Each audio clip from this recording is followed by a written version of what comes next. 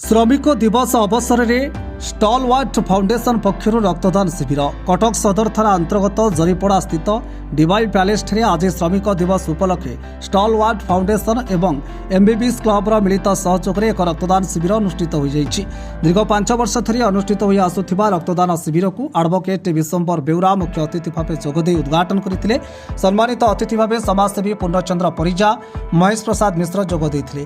आयोजित शिविर में 80 यूनिट रक्त संग्रह करा जायतिला। मनोरंजन सेठी नेतृत्व में आयोजित रक्तदान शिविर में विपिन विश्वाल, विनोद प्रधान, खलील शाह, सत्यजीत राउत, समरजीत साहू, अक्षय कुमार बेहेरा, कितीश चंद्र ताउन, उत्थान, अनंत कुमार महांती, बलराम स्वाई, परशुराम विश्वाल, प्रदीप कुमार पंडा प्रमुख सदस्य माने शिविर को परिचालना करथिले। आज मोर जन्मदिन हेतिबारु किछि नियारा करिबा आगे आसीबार कारण हेतिबाई जे आमे ब्लड कलेक्ट करिकि अन्य मानकु बचेगा और तांकर किछि कार्य लागिबा उद्देश्य रे मु आगु को बढ़ी छी। मो संगे रे समस्ते सहाय्य करूछथि।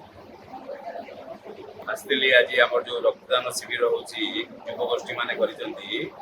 हमर रक्तदान होची गोटे महत्व काम आ ए महत्व काम सब दिन पई जेमती भलो हबो, आगु को आउरी अधिका हबो। भगवान करंतु आंकर सद्बुद्धि सद्ज्ञान दियंतु। कटक जरीपड़ारो अमूल्य कुमार बारिक रिपोर्ट, शपथ न्यूज।